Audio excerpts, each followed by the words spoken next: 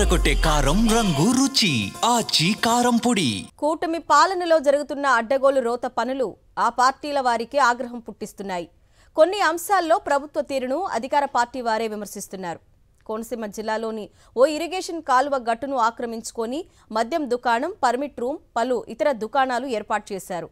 తమ పార్టీ నేతలే అయినా ఇష్టారాజ్యంగా ఏర్పాటు చేసిన ఈ షాపులపై ఆ పార్టీ నీటి సంఘం నేత మండిపడుతున్నారు. డాక్టర్ బిఆర్ అంబేద్కర్ కోనసీమ జిల్లా ఆత్రేయపురంలోని సాగునీటి కాలువల పక్కన కొన్నాళ్లుగా ఇష్టారీతిన షాపులు ఏర్పాటు చేశారు. ప్రధాన కాలువలు, పంట కాలువల పక్కన దుకాణాలకు ఎలాంటి అనుమతులు ఇవ్వడానికి వీల్లేదు.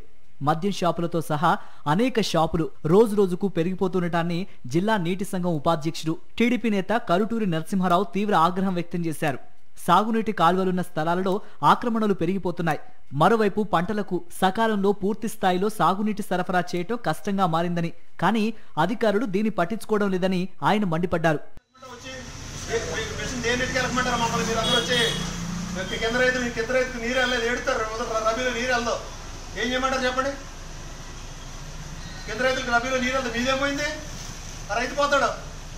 కోనసీమ తిరుపతిగా గుర్తింపు పొందిన వాడపల్లి శ్రీ వెంకటేశ్వర స్వామి ఆలయం ఉన్న ఆత్రేయపురంకు ఒక్క శనివారం రోజే 7 వారాల వ్రతం నిమిత్తం దాదాపు 70,000 మంది భక్తులు తరలివస్తారు. ఆత్రేయపురం ప్రధాన రోడ్డు ద్వారానే నడక మార్గంలో ఆలయానికి తరలి వెళ్తారు.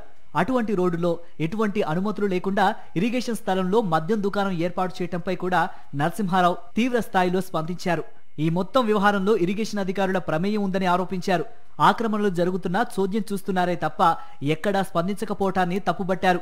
అక్రమంగా ఇరిగేషన్ స్థలంలో జేఎస్ వైన్స్ పేరిట వైన్ షాప్ నిర్మించడం జరిగింది. గత 6 నెలలుగా ఇక్కడ విపరీతమైన అసాంఘిక కార్యక్రమాలు జరుగుతూ ఉన్నాయి. అయినా కూడా ఈ ప్రభుత్వం నిమ్మకు నీరెట్టినట్టుంది. ఏ విధంగానూ కూడా పట్టించుకోవట్లేదు.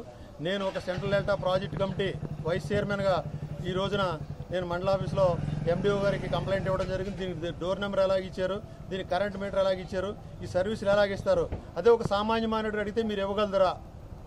ఇది ఒక రాజకీయ ప్రోద్బలంతో దురుద్దేశంతో కాదా ఇచ్చింది ఇది? మున్సిపల్ ఎక్సైజ్ చట్టాలకు వ్యతిరేకంగా వైన్ షాపులు ఇరిగేషన్ స్థలాల్లో అక్రమంగా నిర్మించినా అధికారులు పట్టించుకోకపోవడం దారుణమన్నారు నరసింహారావు. ఇప్పటికైనా ఉన్నతాధికారులు స్పందించి పవిత్రమైన వాడపల్లి క్షేత్రానికి వెళ్లే దారిలో ఏర్పాటు చేసిన అక్రమ మద్యం దుకాణాలను తొలగించాలన్నారు.